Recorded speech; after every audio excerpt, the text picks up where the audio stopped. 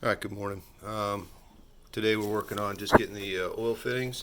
I finally got the 90-degree adapter in. You can see I got it in here.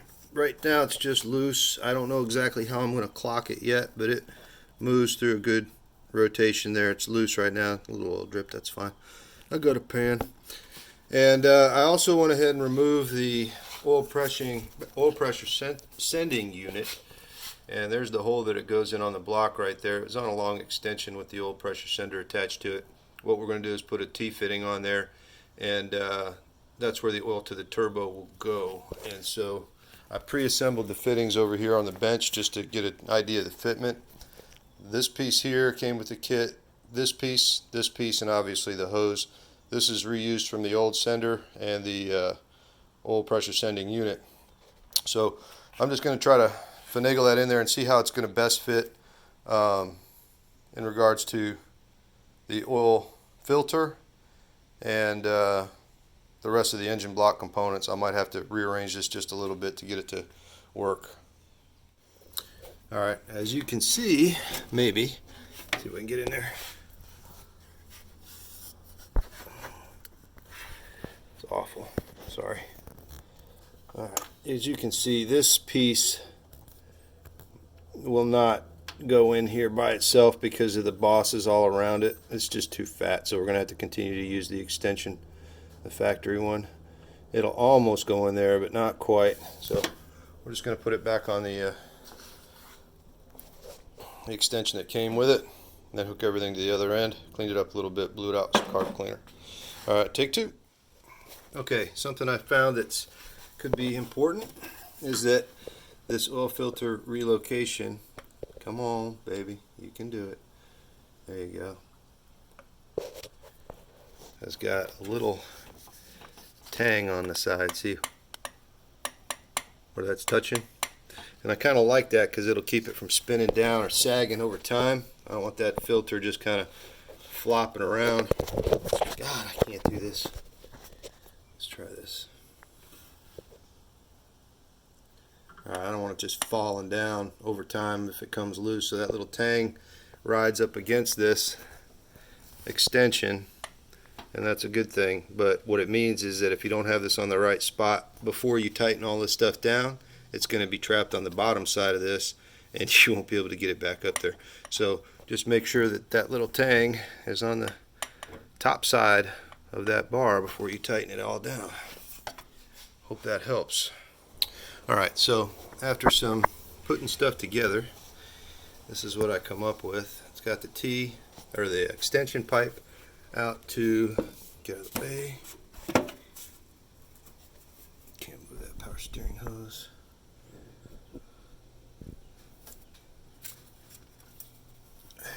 Alright, so the extension, then the T. Alright, so let's count up the possible oil leak paths here. We got 1, 2,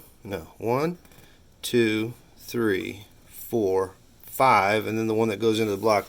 That's like 6 different potentials for leaks. Oh, and the AN fitting, which are pretty not prone to leakage. So that makes, I'm thinking like 1, 2, 3, 4, 5, 6 or 7, depending on how you look at it. Possible leak paths. So make sure all that stuff's tight, but not to the point where you're going to break something. Pipe fittings and NPTs are always kind of sketchy that way because they'll just let you keep on turning them if you want to put enough grunt on them until something finally gives. So you got to be careful with it. I don't know if there probably is some specific torque value, but I have no idea what it is.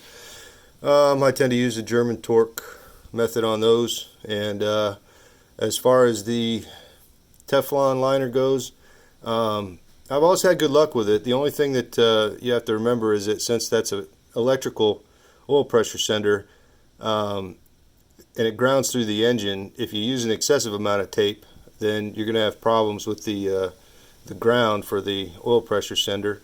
And it's resistance based, so if there's too much resistance in all those different areas, it could throw off the readings a little bit. At any rate, the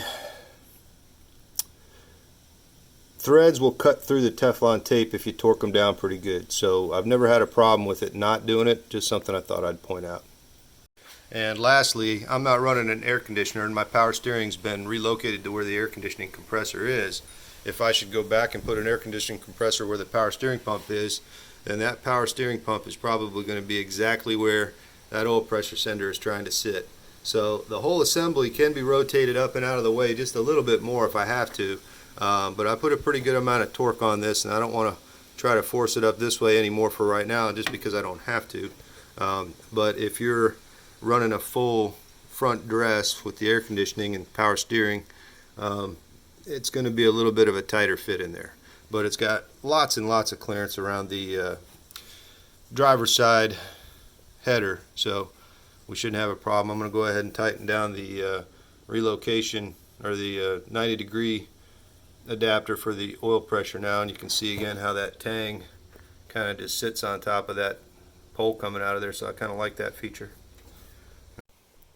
Alright, so got the oil filter on there, and yeah, it's touching the radiator hose, and it's touching it with enough force to where I'm going to have to probably do something about it. That radiator hose has had it. It's been on there a long time, so we're probably going to make an adjustment when I put a new hose on there. I'll try to see if I can't find one with the correct bends in it to get that around there.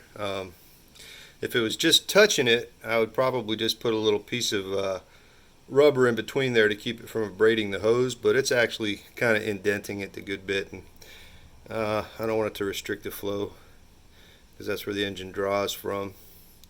So I'll have to address that at some point, but essentially all the rest of the major components are fitting up pretty good. Remind me to go back and tighten down that AN fitting before this is all said and done. Hell, I'll do it now, otherwise I will forget.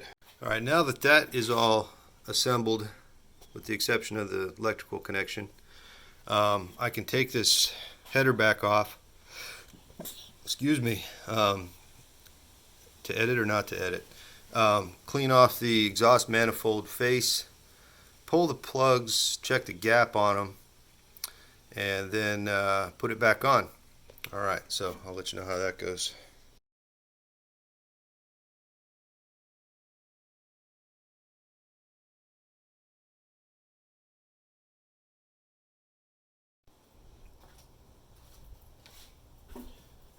Alright, so what you see me doing here is trying to figure out the best, most efficient way to use this wrap. Now, I've never done this before, but don't give up on me yet. It's easy to go through this stuff quick with all the things that I got to put. I got 100 feet here, and that sounds like a lot, but I want to make sure I get most of the hot side pipe in, especially the down pipe, which is pretty long. This is the driver's side header, and it goes pretty close to the clutch cable and a couple other things that I don't want to get hot, so I want to make sure that this one's wrapped pretty good. These two tubes are too close together for two widths of the wrap there. So what I figured I'd do is I'd come down this one, join up with these, and then I'm not sure whether I'll continue on in one strand to go to the bottom or not, but that leaves this little piece lacking by itself. So what I'll probably do is wrap this section first down to about here to where they tighten down, and then when I come and do this one, this wrap will help keep this stub down. Alright, I've only got so many locking ties too. I bought 2 packs, but that's all I've got. And I don't want to have to order more if I don't have to. I will if I have to, but I don't want to. Alright, so you can see it goes quick. This is a 60-inch tape, and I'm already up to almost 56 inches, just these 2 tubes, and really just one. So I'm going to continue to fiddle with this, and I don't want to cut anything until I've got a firm idea of exactly how I'm going to put it on, because that stuff's really expensive too, and I don't want to waste it or come up short. Alright, so I'm going to continue with this, and I'll come back to you when I've made a little bit of progress, but this is the method I'm going to use.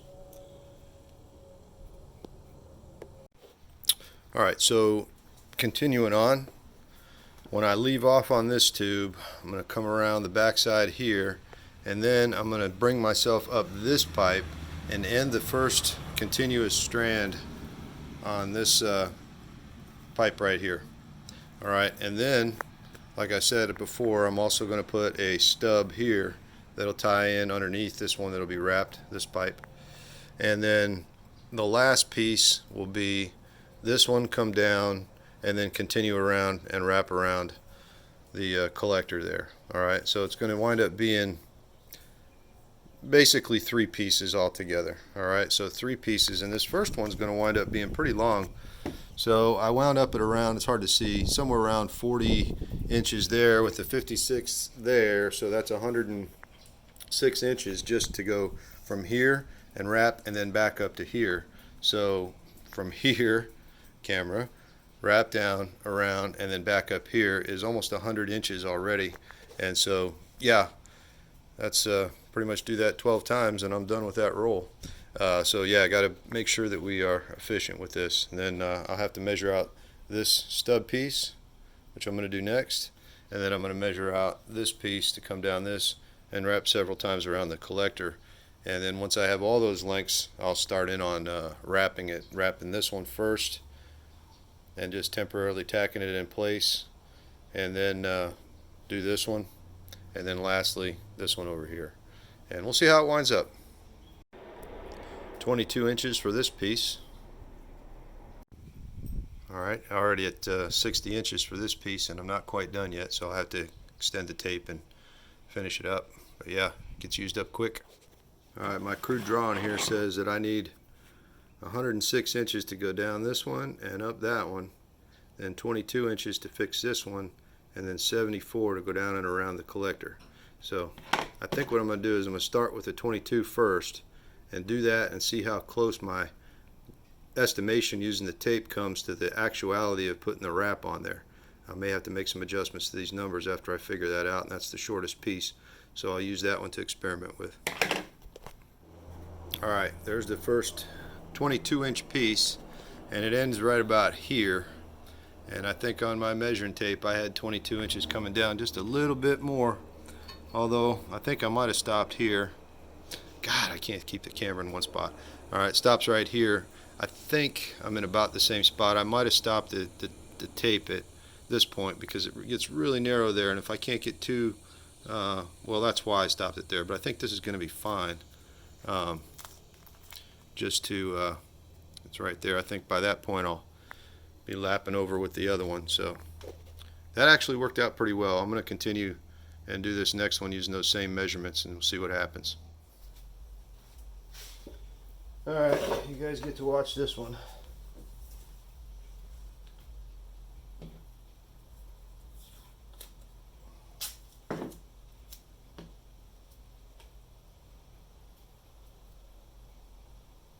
I'm so stupid. I bundled it up because I figured it'd be easier to work with, but I see now that I probably won't be able to leave it bundled up in order to snake it through some of these areas. So yeah, anyway, let's give it a shot.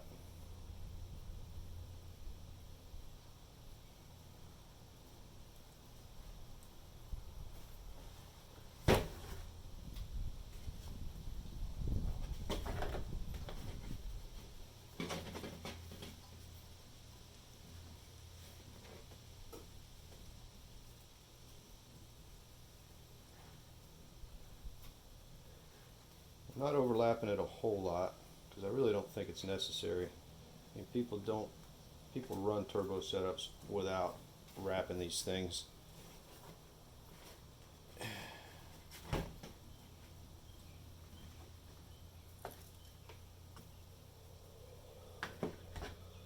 So I think we're going to be just fine. Maybe a 1/4 inch overlap. That's about all I'm using.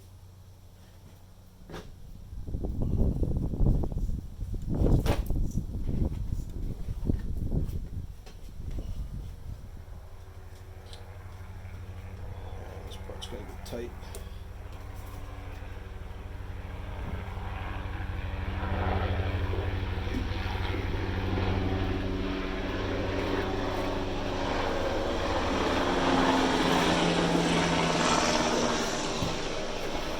A lot of helicopters around here.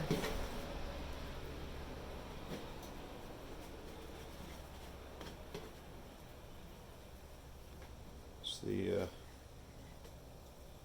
Army flight training at Fort Rucker. It's where all the Army's helicopter pilots are trained. That's my trade. When I'm not working on cars, teach people how to fly helicopters.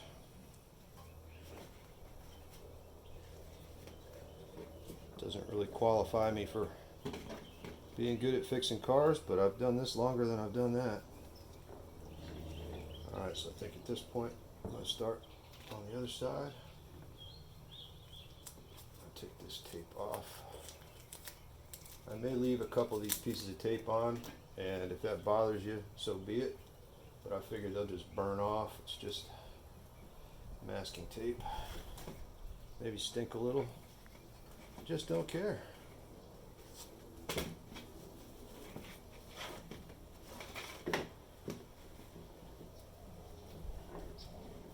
rather that it was nice and tight. Alright, so that's done good. I'll make sure I get this transition done well.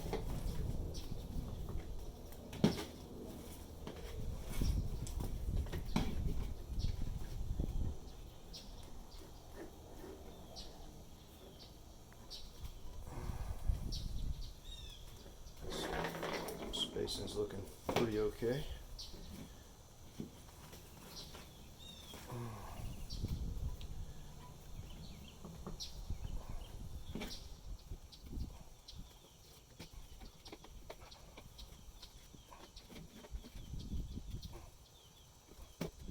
Close. This will be it. Yeah, there's going to be a little area that's not covered. Where's the block? That was going to be the later thing.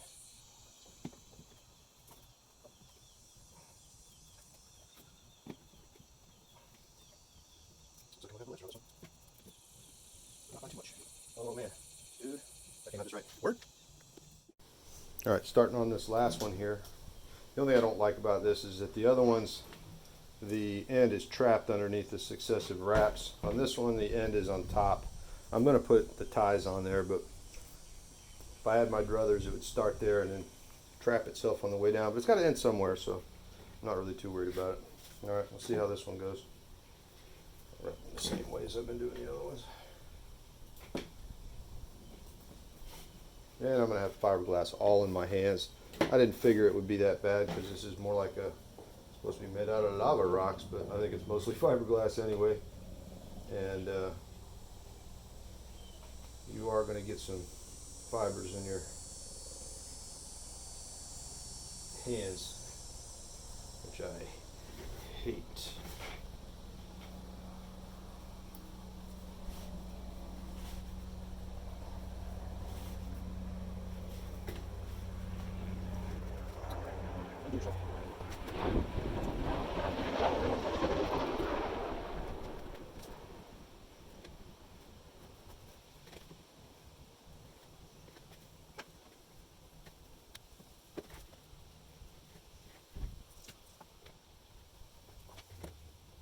One more time.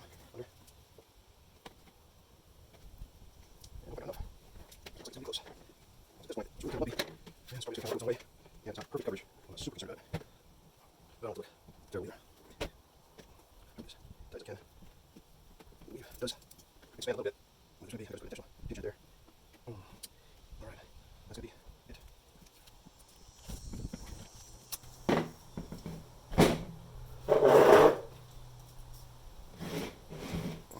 There.